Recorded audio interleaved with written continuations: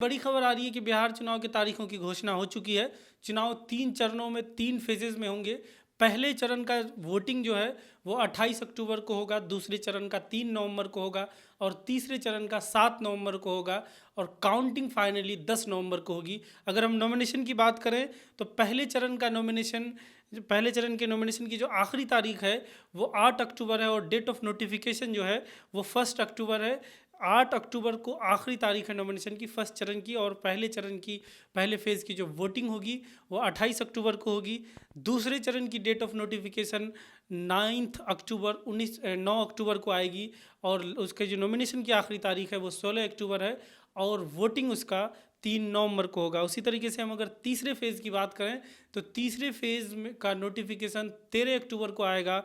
Nomination की आखिरी तारीख जो है वो 20 अक्टूबर है और जो पोलिंग होगा वो 7 नवंबर को होगा। इस तरीके से तारीखों की घोषणा की जा चुकी है। 3 चरणों में चुनाव होगा। पहले चरण में 71 विधानसभा में वोटिंग की जाएगी, 16 जिले के 71 विधानसभाओं में। दूसरे चरण में 17 जिलों के 94 विधानसभाओं में और तीसरे चरण में 15 जिलों के 78 विधानसभाओं में वोटिंग की जाएगी। 3 चरणों में चुनाव होगा। किस चरण में कौन सा विधानसभा आएगा इसकी जानकारी हम आपको अगले वीडियो में देंगे।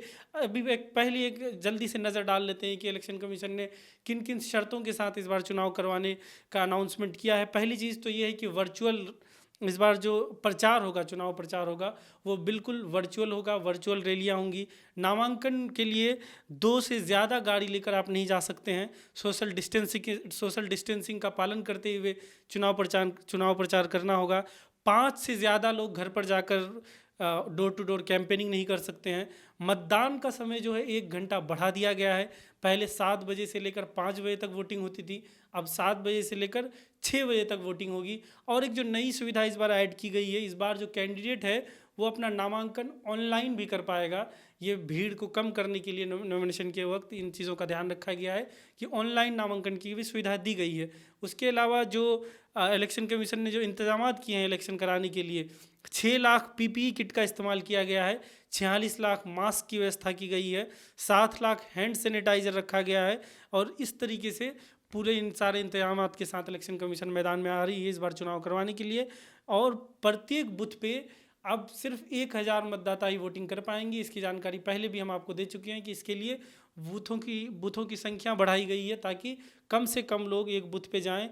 जो दागी उम्मीदवार होंगे उन्हें अपना डिटेल मीडिया में चलाना होगा, अखबारों के थ्रू, टेलीविज़न के थ्रू जानकारी देनी होगी और अपनी वेबसाइट पर भी उम्मीदवारों को अपनी जो उनके खिलाफ केसेस हैं पार्टी के वेबसाइट पे इसकी जानकारी उसको देनी पड़ेगी। इसके अलावा जो एक इंटरेस्टिंग चीज़ है, जो लोग कोरोना पॉजिटिव हैं, जो कोरोना संक्रमित पाए जाएंगे, वो भी पोलिंग बूथ पर जाकर वोट दे सकते हैं, लेकिन आखिरी घंटे में, जो आखिरी घंटा होगा उसमें कोरोना पॉजिटिव लोग जाकर वोट दे पाएंगे, या नहीं तो उन्हें पोस्टल बैलेट की तो सुविधा है ही। इसकी घोषणा इलेक्शन कमीशन पहले ही कर चुकी है। पहले ही सबको पता था कि पोस्टल बैलेट से भी वोटिंग कर सकते हैं, लेकिन अब ये कहा गया है कि आखिरी घंटे में भी वो वोटिंग कर सकते हैं। तो हमने आपको बताया 3 फेजेज़ में चुनाव होने हैं।